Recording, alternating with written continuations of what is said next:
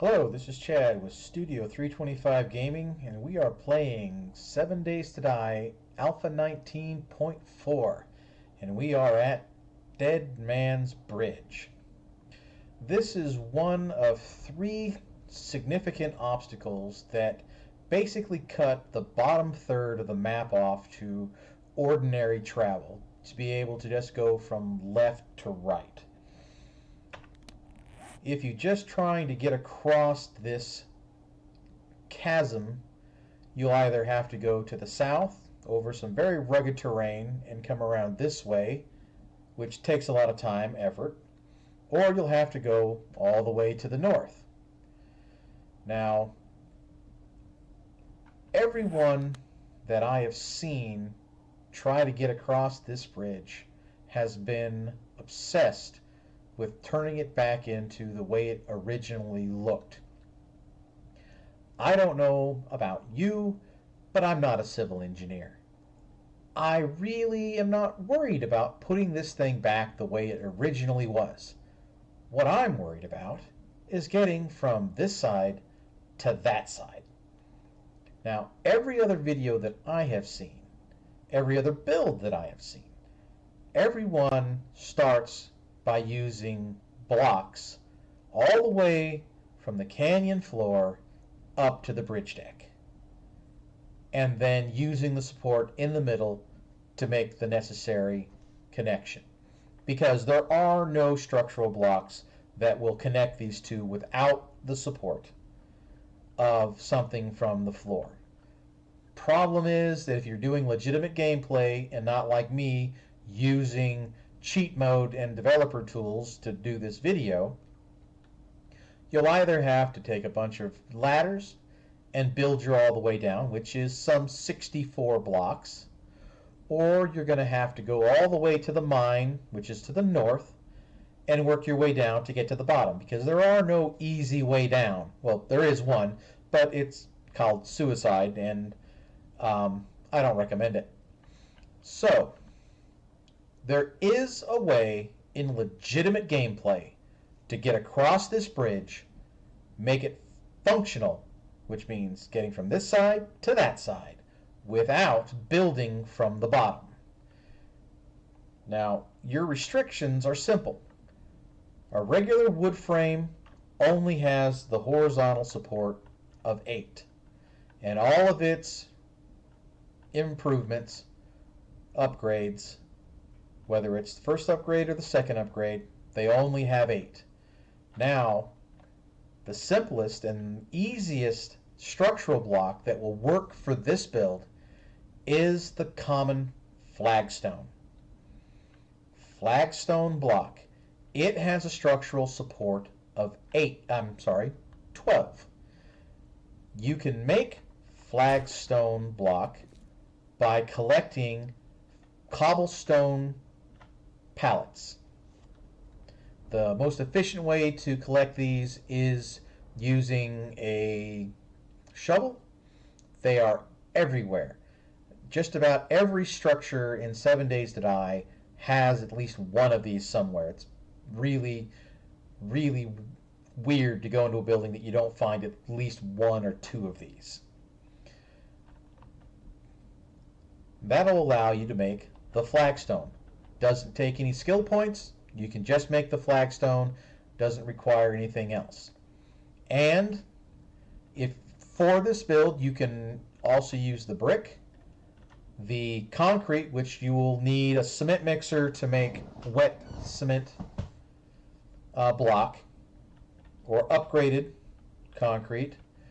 But the only thing that you gain by using these stouter materials is more durability.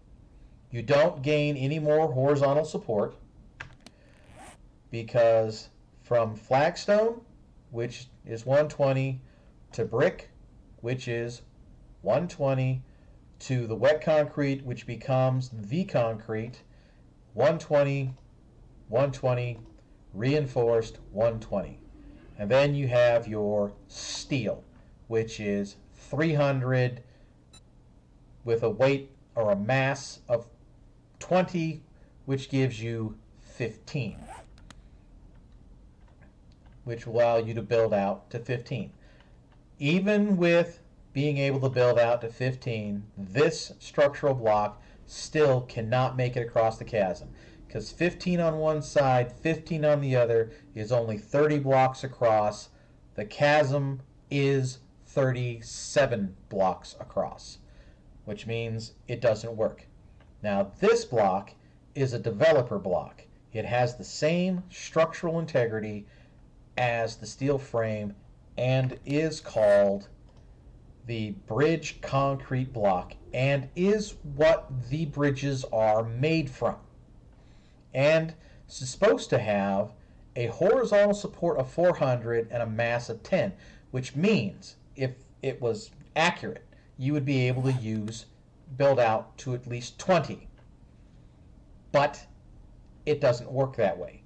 If it actually built out to 20, we could actually, if we use the developer block, put the bridge back.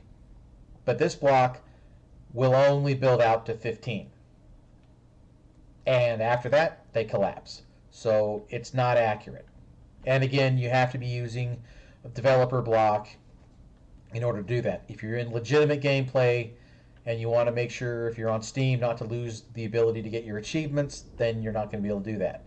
Since the bridge is made out of this bridge block, it can support up to 15 blocks, which means this is 7 blocks out and then another 8 blocks of flagstone, maxing out at 15.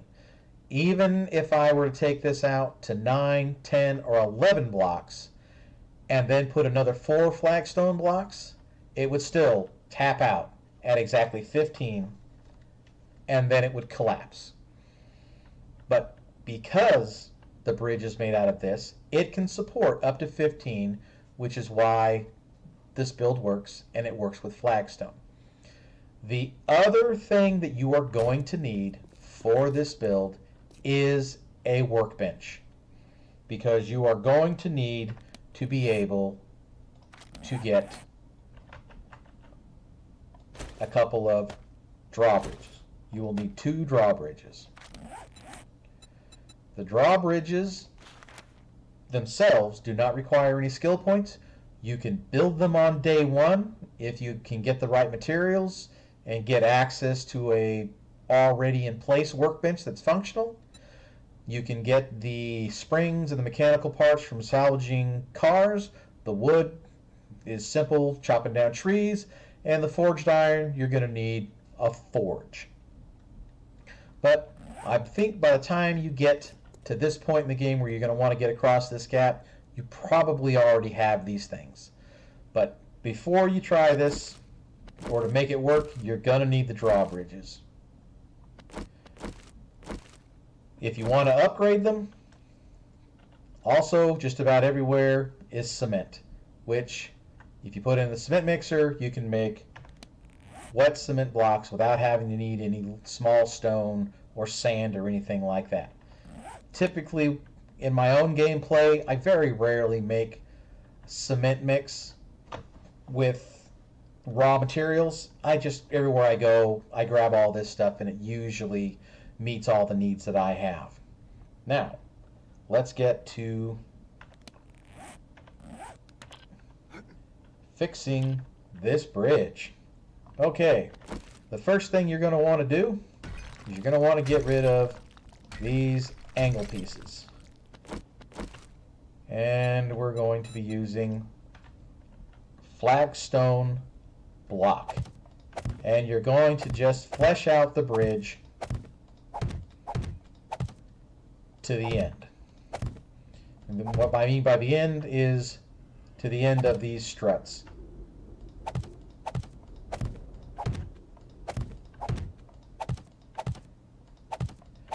And like I said, flagstone is cheap, it is easy, and it's the only thing you need.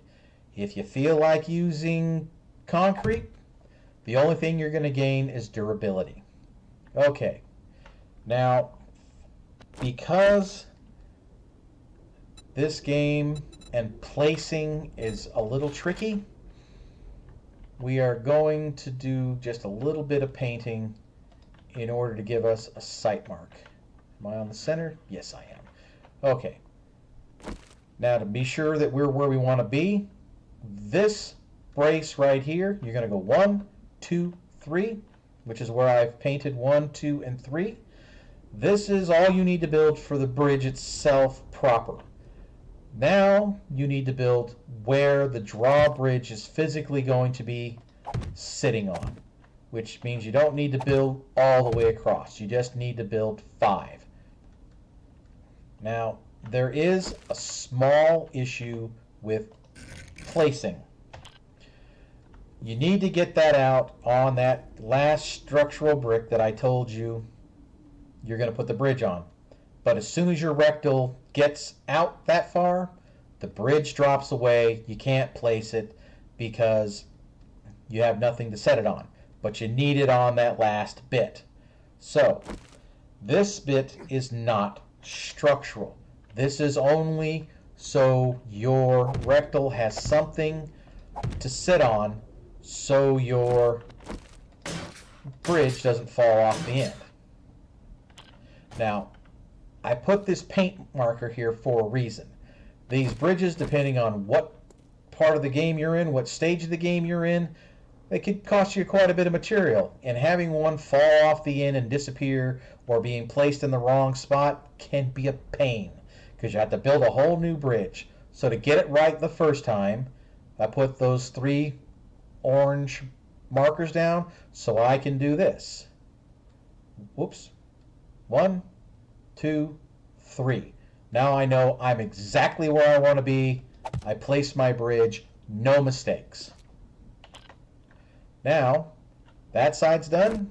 You're going to come over here, and we are going to do fundamentally the same thing. We're going to get rid of a few more bricks than I intended. Pretend I didn't do that. But we're going to flesh out the bridge again to where the strut ends.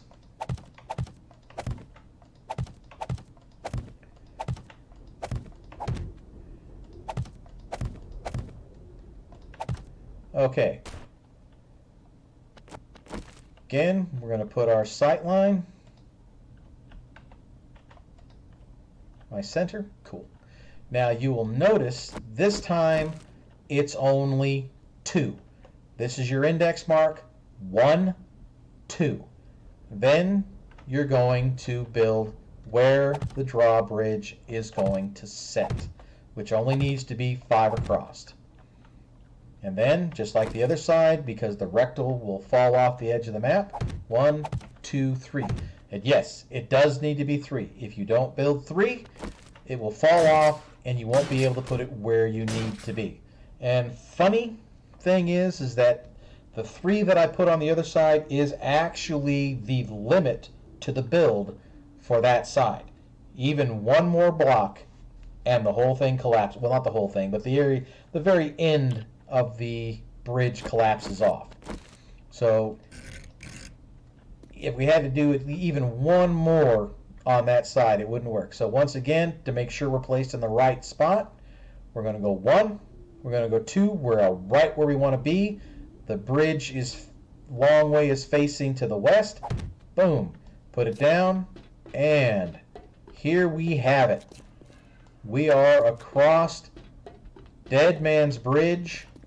I have no frames going to the bottom. I built on this side.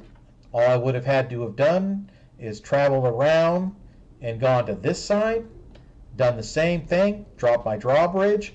But like I said, make sure you put them exactly 2 on this side, 3 on that side.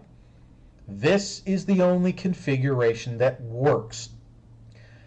Deviate from this, I can't promise you'll get positive results.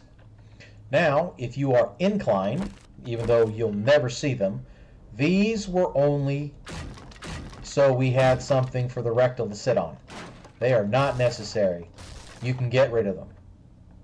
And like I said, if you want to use brick, you want to use concrete, hey, if you want to use steel, be my guest. It won't change the outcome. You won't be able to make a bridge without using the drawbridges to get across. This configuration right here, after just dozens of tries, is the only way to get across without building from the bottom. Now, this is my first video to get across the chasm. I will be in a subsequent video showing you the quickest and easiest way to get across these two, or this one river, the two forks. But that will be in my follow-up video to this one, because this one seemed to be the more important of the two. So once again, this is Chad with Studio 325 Gaming. I hope this helped, and have a great day.